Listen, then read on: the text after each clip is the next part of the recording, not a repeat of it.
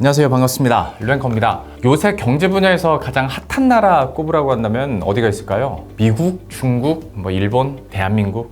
우리나라는 확실히 핫한 것 같진 않고 아무튼 요즘 뉴스를 장식하는 주요 국가 중 하나를 보면요, 항상 나오는 게 바로 인도입니다. 인도의 모디 총리는 여기저기 다니면서 아주 굉장히 바쁜 하루하루를 지내고 있죠. 굉장히 열일하고 있는데, 사실 봤을 때 지난달만 해도 미국에서 바이든 대통령 만났죠, 테슬라 CEO 만났죠, 애플 CEO 만났죠, 마이크로소프트 CEO 만났죠, 오픈 AI CEO 만났죠, 마이크론 CEO 만났죠. 이 거물들하고 줄줄이 만나면서 구체적인 사업 협력 방안들까지 논의를 한 상태입니다. 사실 이게 그렇게 흔한 일은 아닌 거죠. 빅테크 같은 경제 분야뿐만 아니라 방위 산업과 관련해서도 미국과 인도는 긴밀한 관계를 이어가면서 실제로 파트너십과 또 수주를 맺어가고 있습니다. 우리나라 고위공직자들도 인도에 방문해서 경제 분야 협력을 위해서 움직이고 있다라는 뉴스들도 간간히 들려오고 있고, 현대차 같은 기업들도 인도 현지 공장을 통해서 시장 공략에 드라이브를 걸고 있다, 이런 뉴스들 간간히 보셨을 겁니다. 그런데 인도가 왜 이렇게 핫한 나라가 됐느냐? 사실 이게 어느 날 갑자기 뜬금없이 주목을 받게 된 건 아니고요. 인도 시장에 대한 매력도는 사실 예전부터 꾸준히 이야기되어 오긴 했었죠. 특히 전 세계에서 가장 많은 인구를 보유한 나라, 아직 중국이라고 생각하시는 분들 많이 계시죠.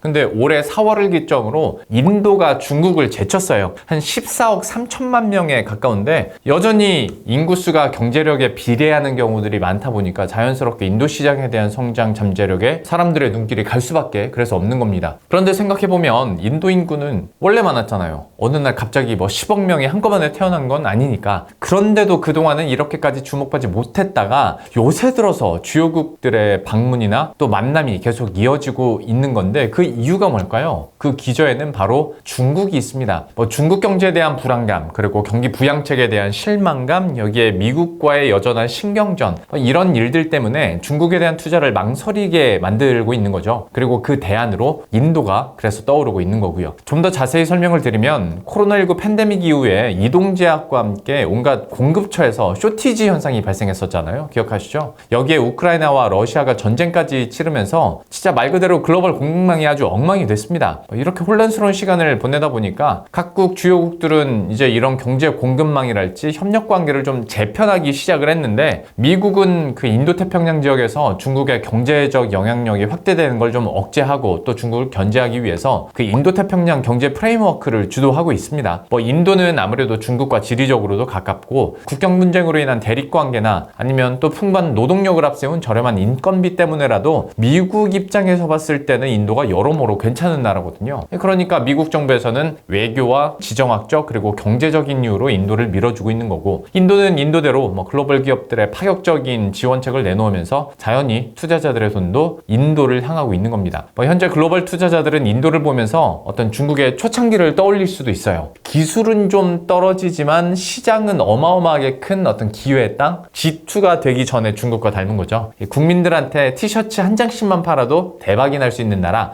이런 느낌인 거예요. 경제 성장도 아주 빠르게 이루어지고 있는데, 올해 4월 기준으로 전 세계 GDP 순위에서 인도가 5위를 차지하고 있습니다. 그런 나라가 코로나 시기를 제외하면 한 6에서 8%대 경제 성장률을 매년 보여주다 보니까 이거는 충분히 매력적일 수 있죠. 그리고 국제통화기금 IMF에서는 인도 GDP가 2027년에 독일과 일본까지 잡고 세계 3위에 오를 것으로 전망을 했습니다. 게다가 또 평균 연령이 29세예요. 인도의 국민 평균 연령이 29세밖에 안 돼요. 그만큼 젊은 나라다라는 건데요. 하다 보니까 이제 노동력으로 보나 미래 성장성으로 보나 기대가 되는 거고, 또 앞으로 탄력이 더 붙을 수 있는 나라라고 또 판단을 할 수 있겠죠. 유엔에 따르면 2050년에는 중국 국민의 평균 연령이 50세인데 반해서 인도는 39.5세를 기록할 것으로 예상을 했는데요. 이것만 봐도 어느 정도 느낌이 좀 오죠. 사실 이런 수치들은 어떤 노동력의 생산성뿐만이 아니라 내수 시장의 활성화로도 이어질 수 있는 포인트라, 어떤 경제적으로 봤을 때 인구가 어마어마하면서도 젊다는 건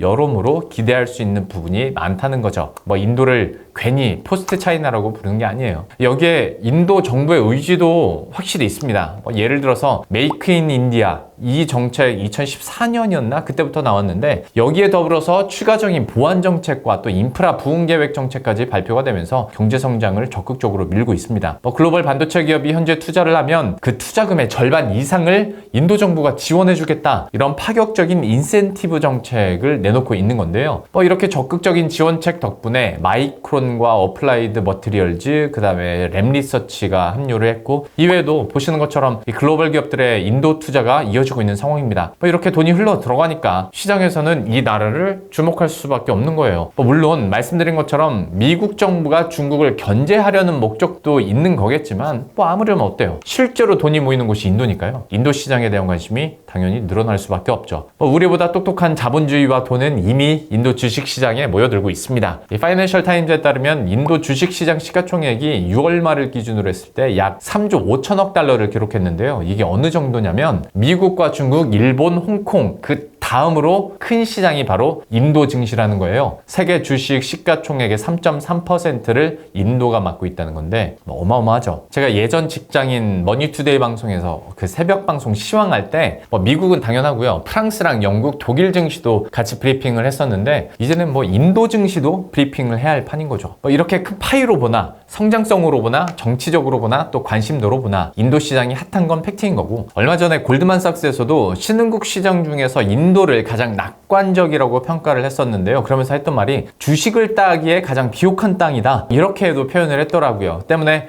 가능한 모든 약세를 매수해야 한다 라고 이렇게 얘기를 했습니다. 물론 인도가 마냥 장밋빛 전망만 있는 건 아니죠. 그 많은 인구에도 불구하고 지금까지 확 치고 못 나가는 이유가 분명히 있어요. 예를 들어서 뿌리 깊은 카스트 제도랄지 관료주의, 그리고 기득권들이 지금의 체제를 유지하려는 그런 스탠스 이런 것들 때문에 인도의 선진국화를 좀 막고 있는 요소긴 했었는데, 그러다 보니까 인도에 대해서는 좀 엇갈린 전망이나 분석 그리고 평가들이 있는 것도 당연히 있습니다. 인도가 언제나 기대는 됐었지, 그런데 인도는 안 돼 라고 말하는 전문가들도 꽤 많아요. 그리고 투자 관점에서 봤을 때도 또 하나의 부담스러운 게 바로 밸류에이션인데, 기관 투자자들이 워낙 적극적으로 인도 증시에서 매수를 하다 보니까 자연히 증시가 탄력을 받다 못해서 지금은 오버밸류 얘기가 당연히 나올 정도긴 합니다. 일각에서는 인도 증시에 거품이 꼈다라는 주장도 있고요. 예를 하나 들어드리면 네슬레 인도자 회사 PER이 80배거든요. 80배가 좀 넘어요. 스위스에 상장된 모 회사 PER이 한 30배 정도 되니까 모 회사보다 한 2배, 한 3배 가까이 PR이 높은 거죠. 물론 이게 좀 단편적인 예일 수 있는데 이외에도 주요 소비재들의 밸류에이션이 지금 워낙 높고, 또 인도 증시 자체가 지금 최고가 수준이다 보니까 과대평가 얘기가 시장에서 나오는 건 어찌 보면 당연합니다. 그래서 우리들은 인도 증시가 이런 고밸류를 안고 탄력적으로 성장을 계속 해갈지,